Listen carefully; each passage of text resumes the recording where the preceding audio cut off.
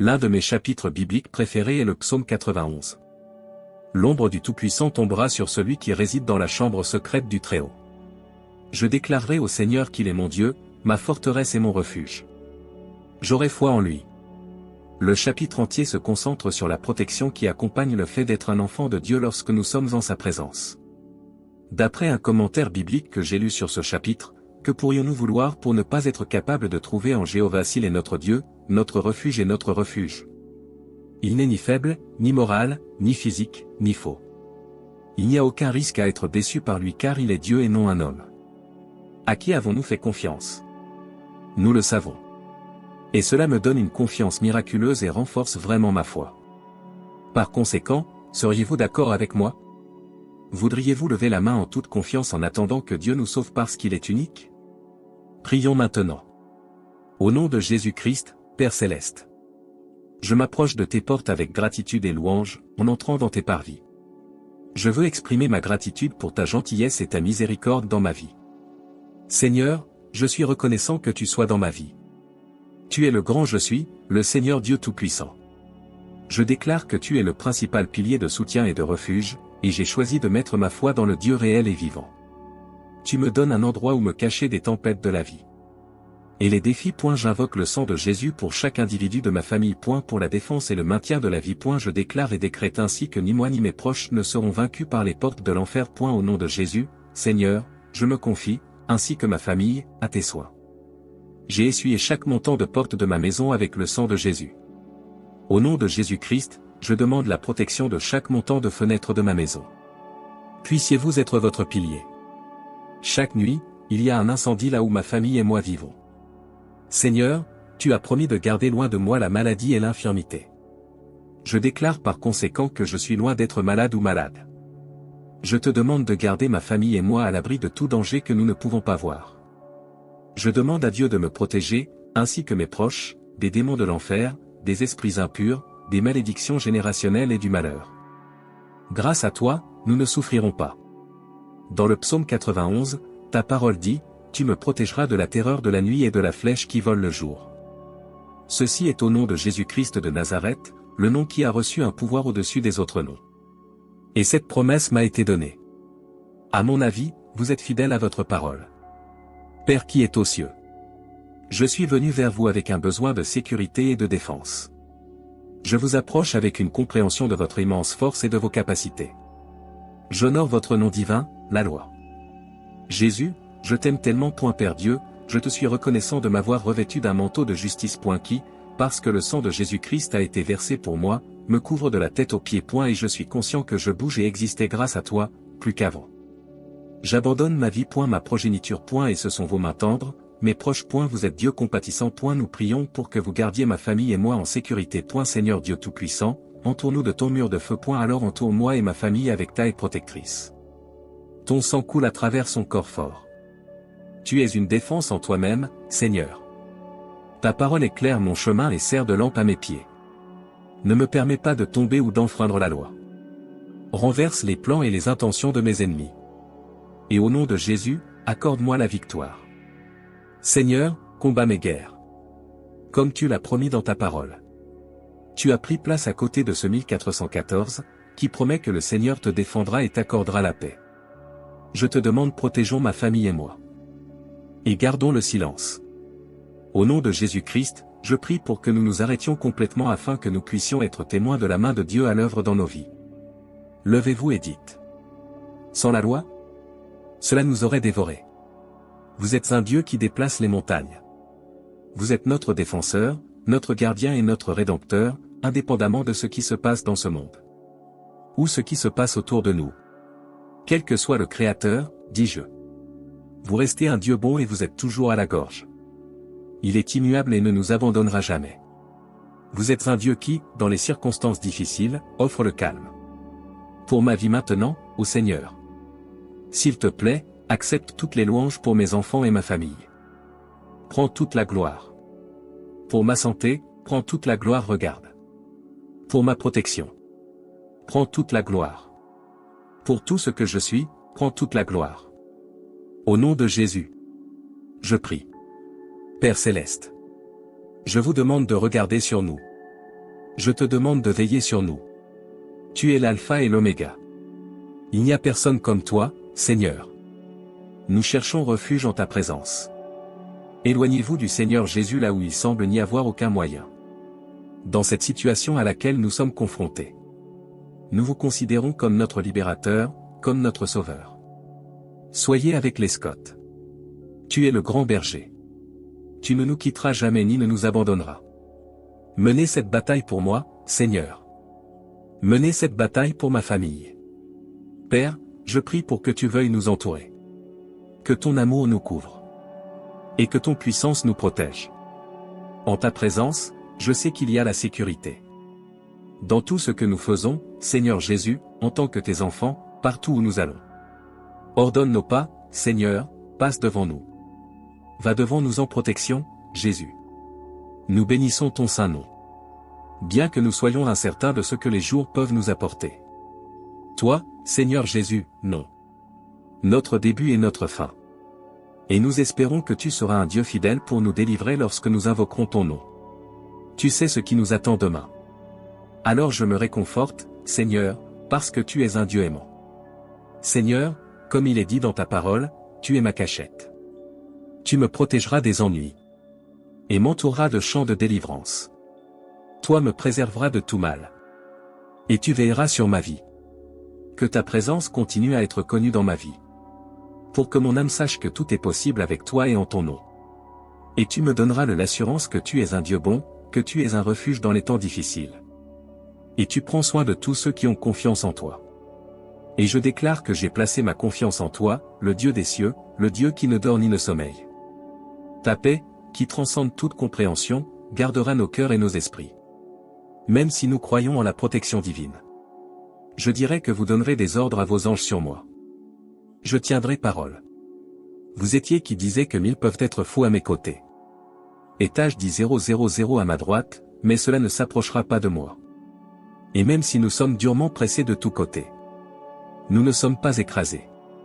Même si nous sommes perplexes, nous ne sommes pas désespérés. Nous pouvons être persécutés. Mais nous ne sommes pas abandonnés, frappés, mais pas détruits. Telles sont les promesses de ta parole. Et nous nous y tenons aujourd'hui. Merci d'avoir entendu notre prière. Amen.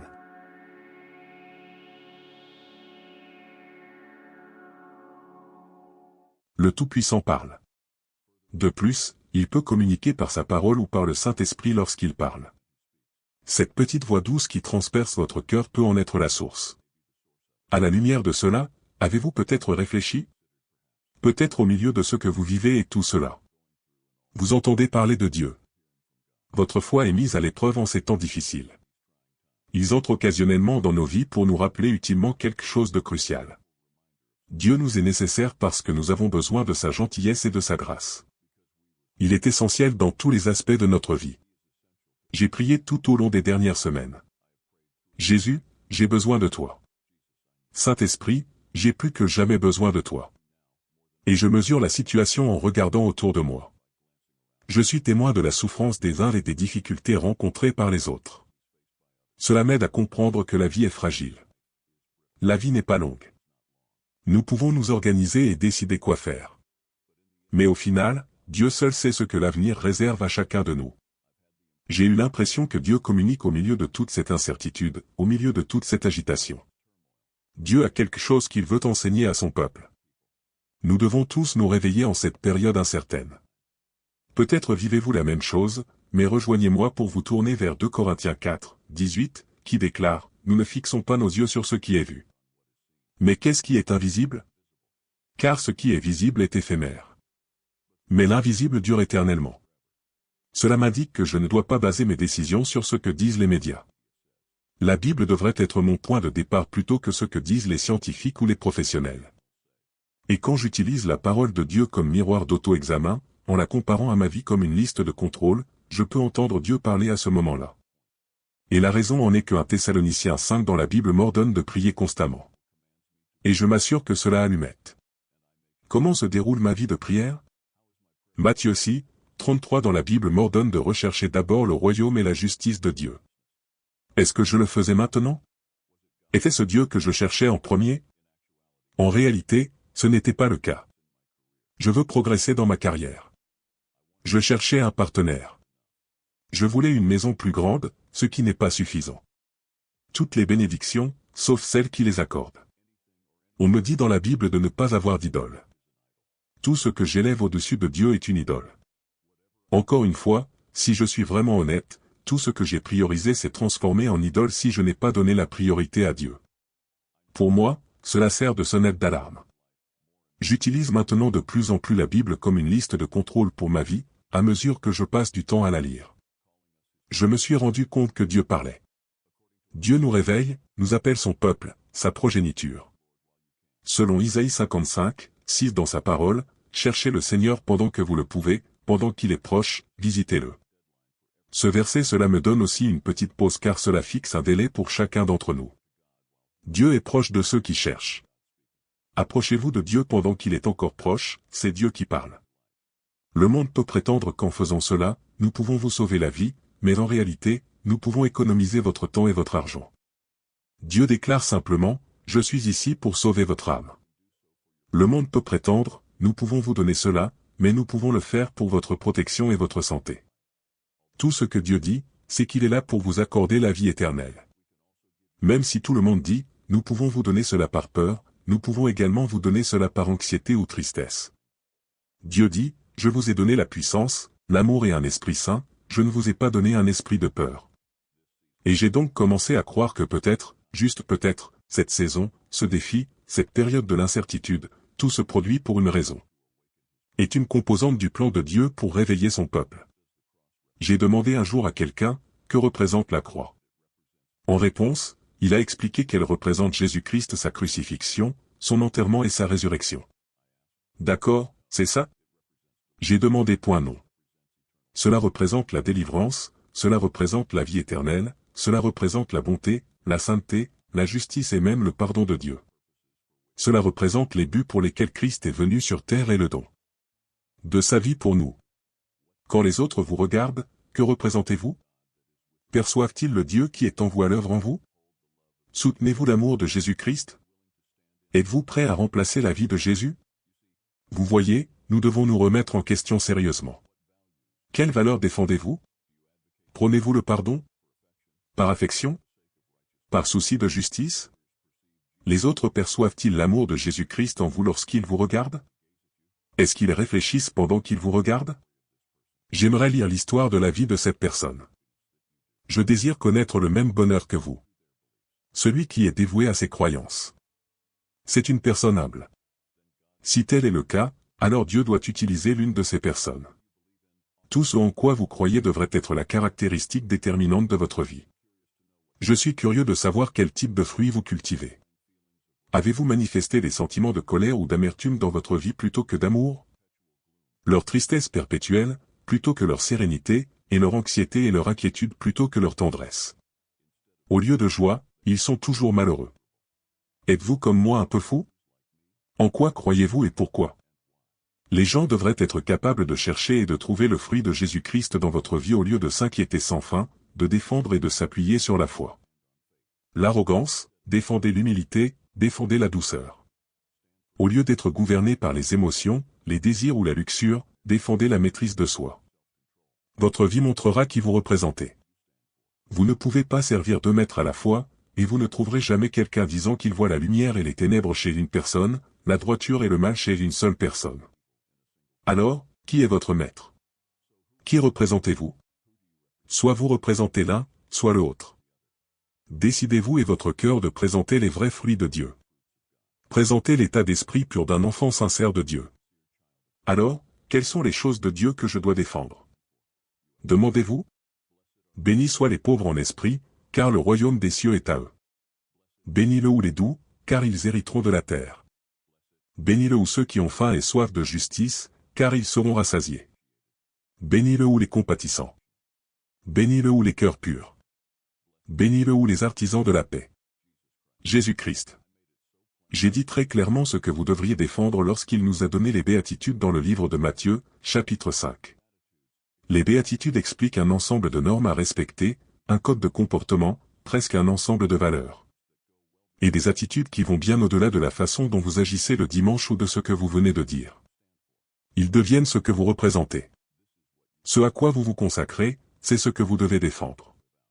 Et oui, c'est difficile à vivre. Il est difficile d'être le médiateur alors qu'en tant qu'être humain, les émotions peuvent être vives. Il est difficile d'avoir soif de justice quand le monde offre des distractions éblouissantes. Ce que j'essaie de dire, c'est de vous consacrer à Dieu. Ayez le genre d'engagement qui exprime non pas ma volonté, mais la vôtre. Le genre d'engagement qui crucifiera la chair avec ses passions et ses désirs. Le genre d'engagement dont parle Galates 5, verset 20 lorsqu'il déclare se débarrasser des actes de la chair tels que l'idolâtrie, la sorcellerie, la jalousie, les accès de rage. Et à la fin du passage, il est dit, « Je vous préviens comme je l'ai fait. » Les 4 que ceux qui vivent de cette manière n'hériteront pas du royaume de Dieu, et c'est parce que Dieu ne défend aucune de ces choses. Son royaume représente l'amour, la joie, la paix, la longanimité, la gentillesse, la bonté, la fidélité, la douceur, la maîtrise de soi. Alors je vais vous demander encore une fois, que représentez-vous? Et si vous cherchez des réponses, si vous, en cherchant des conseils, quelqu'un 19 verset 105 dit que ta parole est une lampe à mes pieds et une lumière sur mon chemin, ce qui signifie que Dieu parle et nous offre une direction à travers sa parole. Mais que dit-il? Je crois qu'il déclare qu'il veut que nous parvenions à la connaissance du salut et reconnaisse que Jésus-Christ est le chemin, la vérité et la vie. Il veut que nous soyons ses témoins dans un monde désespéré de solutions. Il veut que nous vivions saints et il veut que nous adorions lui. Trop souvent, nous remettons en question la capacité de Dieu à changer les choses. Nous remettons en question Dieu, ses desseins et ses intentions. Mais combien de fois doutons-nous de savoir si nous écoutons ce que Dieu dit? Dieu opère dans le monde de la foi, et il attend que nous, son peuple, ses enfants, croyez-lui et faites-lui confiance. Il y a beaucoup de questions dans nos vies qui restent sans réponse. Je ne peux pas vous expliquer pourquoi cela arrive ou que cela s'est produit, mais malgré cela, Dieu recherche notre confiance et notre croyance pour vaincre nos difficultés.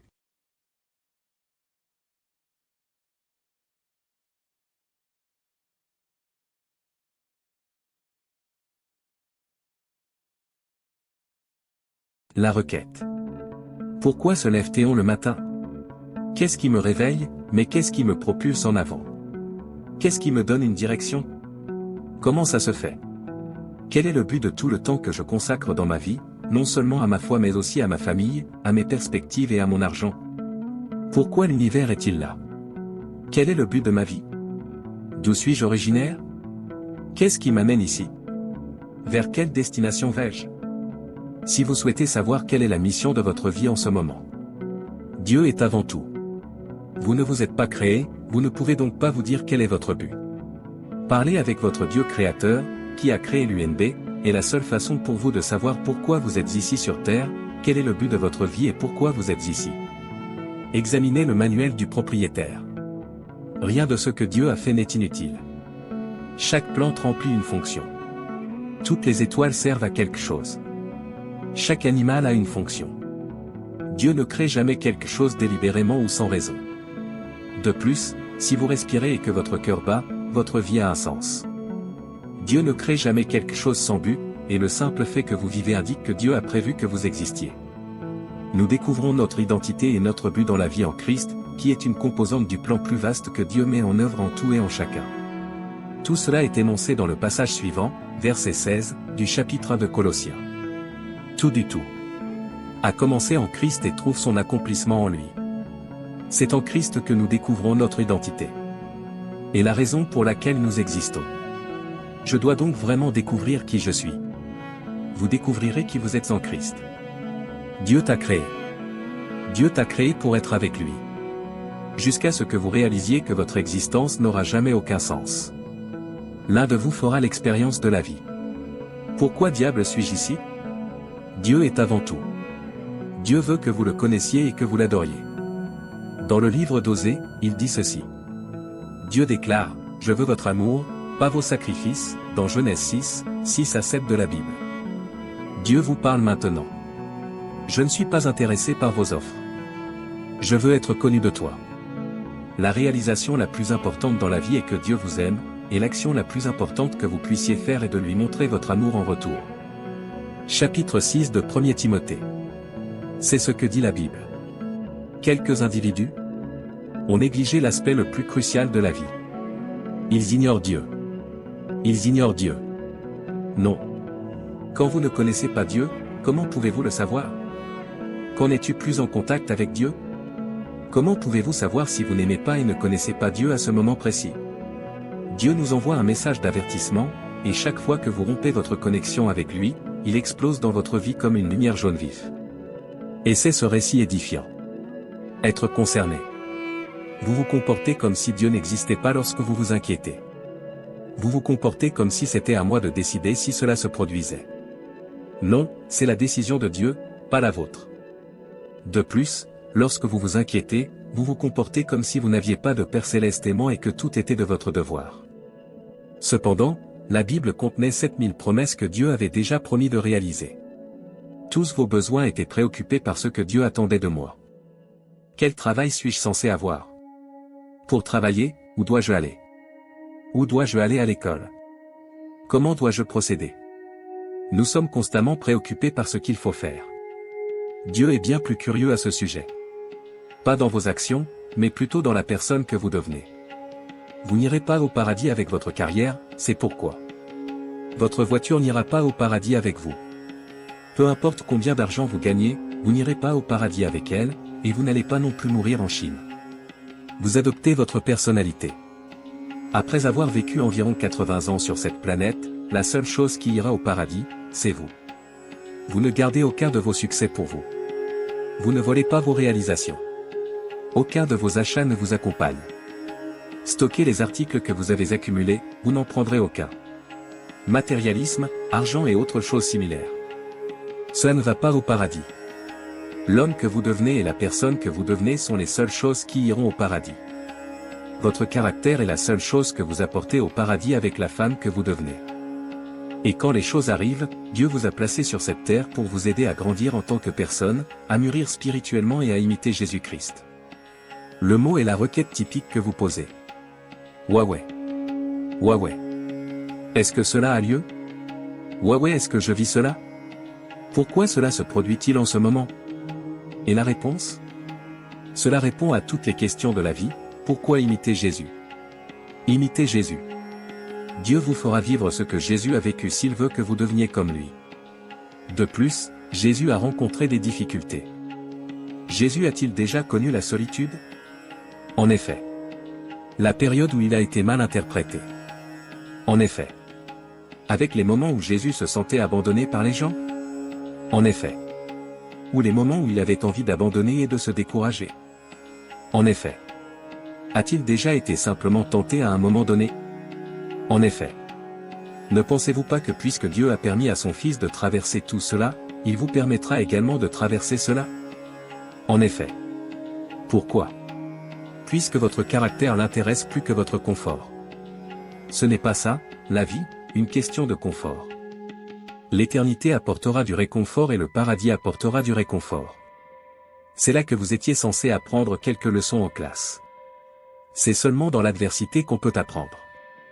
Vous seriez un enfant gâté si tout se passait comme prévu, si vous n'aviez aucun problème et si vous receviez tout ce que vous vouliez. L'égoïsme est le but ultime de la vie et vous êtes un enfant égocentrique. Cela n'a rien à voir avec vous. Il s'agit de développer un amour à la fois pour Dieu et pour les autres. Et c'est la source du contentement, de la joie et du sens à la vie. Vous êtes conscient des problèmes de votre vie que vous n'aimez pas. Chaque problème a un objectif. Et le but est d'imiter Jésus. Si vous faites simplement confiance à Jésus et apprenez à réagir de manière appropriée, vous pouvez sortir de toute situation difficile dans votre vie. Dieu est conscient de vos frustrations face à la vie. Il est conscient de votre douleur. Il est conscient de vos inquiétudes et de votre tristesse. Il est conscient des troubles intérieurs que vous vivez. Il est conscient de la solitude que l'on ressent la nuit lorsque l'on pose la tête sur l'oreiller. Il en est conscient. Il est conscient de toutes les peurs que vous avez et que vous avez peur de partager avec d'autres personnes. Il est pleinement conscient de vous. Il ne sera pas déconcerté par les aspects secrets de votre existence ou par votre façon de vivre. Il est conscient de vous. C'est un parent dévoué. C'est ton père et il t'aime plus que tu ne peux l'imaginer. Un père souhaite également encadrer sa progéniture. Avant votre naissance. Je t'ai connu avant ta naissance, selon la Bible. Je reconnais tous les cheveux de ta tête. J'ai inscrit vos noms sur la paume de mes mains. Je n'ai pas d'intention malveillante lorsque je fais des projets pour votre bien-être. Vous pourriez parfois vous sentir un peu trop insignifiant. S'exprimant en public, Moïse s'est opposé lorsque Dieu lui a demandé de libérer les Israélites. Sarah s'y est opposée, disant qu'elle était trop vieille lorsqu'on lui a promis un fils. Jérémie s'y est opposé parce qu'il était trop jeune pour prophétiser lorsqu'on lui a confié cette tâche. Godzilla Gideon s'y est opposé, affirmant que la famille n'avait pas d'importance lors de sa bataille contre les Madianites. Samuel objecta que sa tribu était trop petite après avoir oint Saul d'huile. Jesse s'y est opposé, soulignant que David était le plus jeune de ses 8 fils et qu'il était même marié lorsque Samuel a oint David. Elle s'y est opposée, affirmant qu'elle était vierge alors qu'on lui avait promis qu'elle porterait le Messie. Il ne nous voit pas tels que nous sommes. Cependant, à mesure que nous grandissons, une femme aimera toujours un homme, et vice-versa. Jésus-Christ nous a formés, tout comme vous. Et ils vous suivent tout au long de votre vie. Coupé de l'immense amour de ton Créateur. Complètement absurde. Ne voudriez-vous pas savoir si quelqu'un était prêt à mourir pour vous? Ne voudriez-vous pas connaître quelqu'un s'il vous aimait tellement qu'il vous a donné sa vie? Quelqu'un est mort pour toi. Jésus-Christ est son nom. Est-il mort à votre place? Pour rattraper toutes les erreurs que vous avez commises pour mener une vie utile? Et pasteur, s'il vous plaît, ne gâchez pas votre vie, je vous en supplie. Prenez la décision aujourd'hui de vivre pleinement votre vie pour le reste de vos jours. Pas envers votre partenaire, ni envers votre employeur, ni envers une autre personne, mais envers Dieu et son royaume. Développez-vous pour devenir la personne pour laquelle Dieu vous a créé, l'homme ou la femme pour lequel il vous a créé.